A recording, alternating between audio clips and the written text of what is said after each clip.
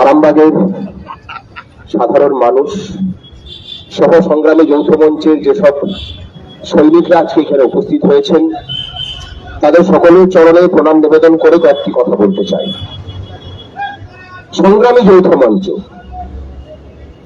এই রাজ্যের রাজ্য সরকারের যে পরিকল্পিত দুর্নীতি, প্রত্যেকটা প্রতিষ্ঠানের মধ্যে যে দুর্নীতির বীজটাকে ফুটে ফুটে দিয়ে সেটাকে লালন পালন করে তাকে মধুরূপে তৈরি করা, সংগ্রামী যৌথ মঞ্চ মূলত সেই দুর্নীতির বিরুদ্ধে লড়াই করার জন্য তৈরি হয়েছে।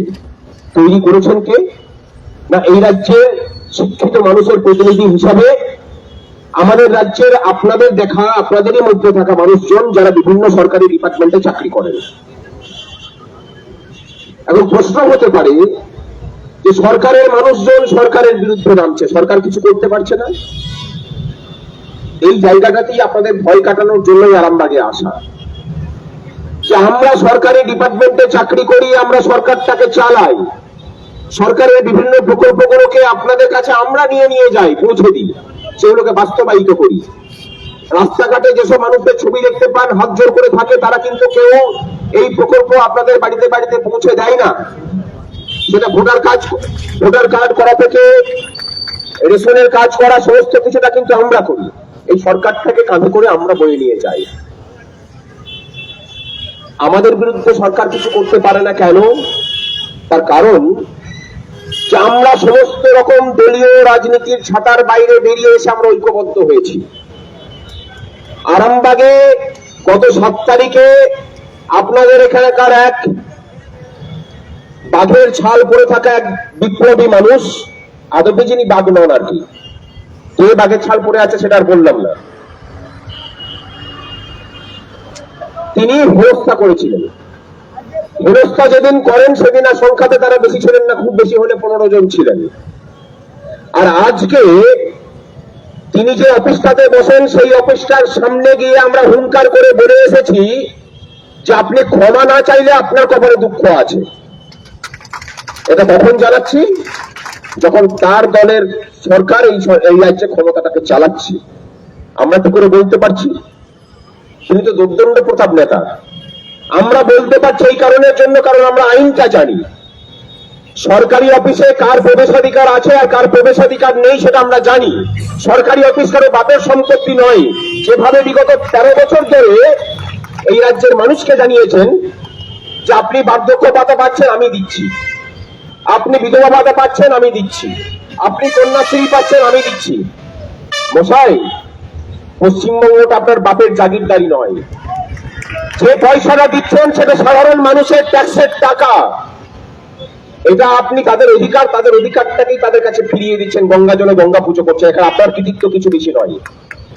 আর যে প্রকল্পগুলোর কথা বলেন, যে রাজ্যে আপনি মুখ্যমন্ত্রী নেই সেই রাজ্যে ছাত্রছাত্রীরা সাইকেল পায়, ট্যাব পায়, বিভিন্ন নামে লক্ষ্মী ভান্ডারের মতো প্রকল্প চলে। তাহলে সেখানে কার অনুপ্রেরণায় সেগুলো চলে?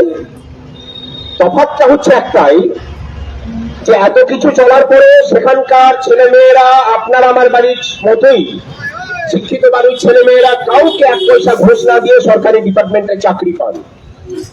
সেই সব রাজ্যগুলোতে নিয়মিত কলকারখানা হয়, সেই কলকারখানায় সেখানকার ছেলে মেয়েরা চাকরি পান।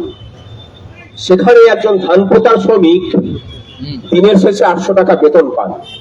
আর আপনার অনুপ্রেরণায় বাংলায় এই রাজ্যের কর্মচারীদের যেমন ডিএ নেই, অস্থায়ী কর্মচারীরা দেশের মধ্যে সব থেকে কম বেতন পান, সিভিক ভলেন্টিয়ার দিকে দিনের পর দিন শোষণ করেন, আর গোটা রাজ্যটাকে ঘুষের স্বর্গরাজ্যে পরিণত করেন। যে অনুপ্রেরণা বিগত 13 বছর ধরে এই রাজ্যের মানুষ দেখলো, এবার মানুষ জোরহাত করে আর ঠিক করে নিয়েছে যে এই অনুপ্রেরণাকে আর থাকতে দেবে না। মে মাসের 3য় সপ্তাহে এসে পরে মিলিয়ে নেবেন, রাজ্যের মানুষ ঢাকি সহ ঢাক বিদায়ের জন্য প্রস্তুত হচ্ছেন। যে কাজটা 7 তারিখে করেছেন সেটা আপনাদের অহংকারের বহিঃপ্রকাশ। এই আরামবাগের মাটিতে দাঁড়িয়ে বলে গেলাম যে মাননীয় ওই শিশির বাবু ভবিষ্যতে কোনোদিন যদি কোনো সরকারি কর্মচারী শিক্ষকদের দিকে আঙুল তুলে তাকিয়ে বলেছেন কোনো কথা, এই সংগ্রামী যৌথ মঞ্চ এসে পড়ে আপনাকে কিভাবে বন্দী করতে হয় তার ব্যবস্থা করবে। এই রাস্তাঘাটে বেরোনো আপনার বন্ধ করে দিয়ে যাব। যে কথাগুলোকে বললাম সে কথাগুলোকে ফাঁকা আওয়াজ ভাববেন না। এইগুলো যে সংগ্রামী যৌথ মঞ্চে যে কোনো ফাঁকা আওয়াজ দেয় না, সেটা আপনাদের দিদিমণি খুব ভালো করে জানেন। উনি বলেছিলেন, ওনার আইনজীবীরা, ওনার পুলিশ গিয়ে হাইকোর্টে দাঁড়িয়ে বলেছিল যে না, নবান্নে কোনো মানুষের বিক্ষোভ করার অধিকার নেই। সংগ্রামী যৌথ মঞ্চ ওই নবান্নের দোরগোড়ায় এসে পড়ে বলেছিল যে 14 তলায় যে থাকে সে আসলে চোরের রানী। হরিশ মুখার্জি স্ট্রিটে যিনি যেখানে সেখানে বাস করেন, ওটা হরিশ মুখার্জি স্ট্রিটটাকেই তার পারিবারিক সম্পত্তিতে পরিণত করেছেন।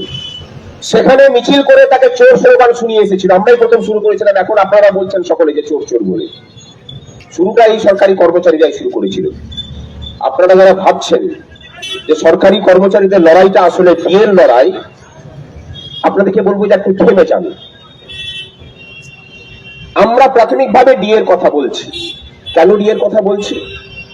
কারণ কর্মচারীরা যদি ডিএ না পায়, তাহলে ডিএর সাথে পাল্লা দিয়ে এই রাজ্যের সাধারণ মানুষের, ধরুন যে মানুষটা বাগানে কাজ করে, যে মানুষটা আলুর জমিতে আলু তোলার কাজ করে, যে মানুষটা ধান পোঁতার কাজ করে, তার যে প্রতিদিনের পারিশ্রমিক সেটাও নির্ধারিত হয় ওই ডিএর সাথে পাল্লা দিয়ে দিয়ে। ডিএ বাড়লে তার এই পারিশ্রমিকটাও বাড়তে থাকে। সম্পর্কটা কিরকম একটু ভালো করে বুঝে নিন। পশ্চিমবঙ্গের সরকারি কর্মচারীরা দেশের মধ্যে সব থেকে কম পরিমাণে ডিএ পান। তার ফলে কি হয়েছে? পশ্চিমবঙ্গের একজন ধান পোঁতার শ্রমিক, একজন আলু তোলার শ্রমিক, তারও বেতনটা গোটা দেশের মধ্যে সব থেকে কম। আর এই কম বেতন বলেই আমাদের এখানকার ছেলে মেয়েদেরকে, শিক্ষিত ছেলে মেয়েদেরকে ধান পোঁতার কাজে ঝাড়খণ্ডে, বিহারে, ইউপিতে, তেলেঙ্গানাতে, কেরালাতে যেতে হচ্ছে। একবারও প্রশ্ন করবেন না যে কেন ধান পোঁতার মতো কাজ করতে আমাদের ছেলেদেরকে অন্য রাজ্যে যেতে হবে? কিসের উন্নয়ন, কিসের এগিয়ে বাংলা স্লোগান দেন আপনারা? এই রাজ্যের সরকারি ডিপার্টমেন্টে 6 লক্ষ শূন্য পদ পড়ে আছে। বিগত 13 বছর ধরে উনি সেখানে নিয়োগের নামগন্ধ করেননি। এই 1 বছর ধরে আমরা আন্দোলন করে এখন উনি বলছেন যে হ্যাঁ আমি নিয়োগ করব। এবং কিছু কিছু নিয়োগ হয়েছে, প্রাথমিকে নিয়োগ হয়েছে, উচ্চ প্রাথমিক স্কুলগুলোতে নিয়োগ হয়েছে, এবং নিয়োগগুলোকে আমাদের চাপে কিছুটা হলেও স্বচ্ছভাবে হয়েছে। অস্থায়ী কর্মচারী, বিগত ওনার আমলে, এই সরকারের আমলে অস্থায়ী কর্মচারীদের বেতনটা 1 পয়সাও বাড়ায়নি। এই 1 বছরের আন্দোলনের ফলে এইবারে অন্তত হালকা হালকা করে বাড়াতে শুরু করেছেন। সিভিক ভলেন্টিয়ার ভাইদের জন্য আমরা প্রেস কনফারেন্স করেছিলাম এবং তারপরে আরটিআই করলাম। আমরা বললাম যে মুখ্যমন্ত্রী, আমাদের কাছে খবর আছে যে সিভিক ভলেন্টিয়ারদের জন্য 12,000 টাকা করে বেতন বরাদ্দ হয়, ওনারা পান 8,250 টাকা। তাহলে বাকি টাকাটা যাচ্ছে কোথায়? কোন নেপথ্যে দড়িটা মারছে সেটা আমরা খুঁজে বের করবো। যেই বললাম, সঙ্গে সঙ্গে সিভিক ভলেন্টিয়ারদের মুখ বন্ধ করার জন্য 1000 টাকা বেতন বাড়িয়ে দিলেন। আমরা বলেছিলাম যে সাধের প্রকল্পগুলোকে আপনি চালান, শিক্ষাশ্রী, যুবশ্রী সহ আরো কিশোরশ্রীটির নাম দিয়ে রেখেছেন। সেই ডিপার্টমেন্টে যারা চাকরি করেন, অস্থায়ী কর্মচারী, বিগত 11 বছর ধরে তাদের বেতন বাড়েনি। এইটা বলা মাত্রই তাদের ক্ষোভ প্রশমনের জন্য তাদের বেতনটা বৃদ্ধি করেছে।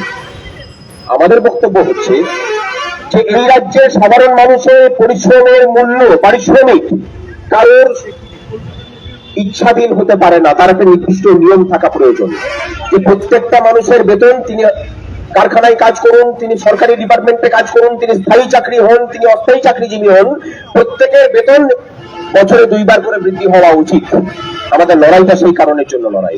আমাদের লড়াইটা এই রাজ্যের ছেলে মেয়েদের সস্তা শ্রমিক হওয়া থেকে আটকানোর জন্য লড়াই। আমাদের লড়াইটা এই রাজ্যের ছেলে মেয়েরা, আপনার আমার বাড়ির ছেলে মেয়েরা যাতে সরকারি ডিপার্টমেন্টে স্বচ্ছতার সাথে স্থায়ী নিয়োগ পেতে পারে, লড়াইটা তার জন্য।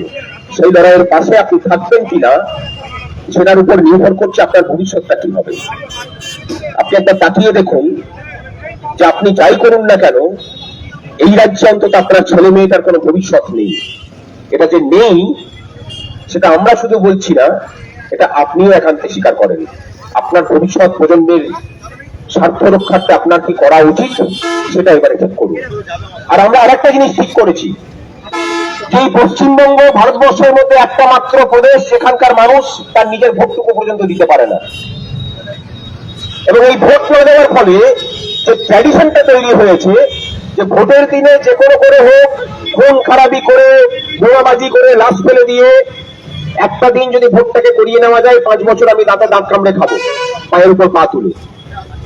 এবং এই যে ট্র্যাডিশনটা তৈরি হয়েছে, তার ফলে কাজ করে যে মানুষের মন জয় করে ভোটটা নিতে হবে, সেটা পশ্চিমবঙ্গ থেকে বিদায় হয়েছে। এখন পশ্চিমবঙ্গের রাজনৈতিক দলরা ধরেই নিয়েছেন যে আমি চুরি চাপাটি করে জিতবো এবং 5 বছর লুটে পুটে খাবো। এই ট্র্যাডিশনটাকেও বন্ধ করাটা প্রয়োজন এবং তার জন্য সাধারণ মানুষকে সচেতন হতে হবে। আমরা সংগ্রামী যৌথ মঞ্চ এবারে ঠিক করেছি যে গোটা রাজ্য জুড়ে একটা মানুষের ভোট যাতে কেউ লুট করতে না পারে, আমি সমস্ত রাজনৈতিক দলের কথা মাথায় রেখে বলছি, তার জন্য আমরা লড়াই করব।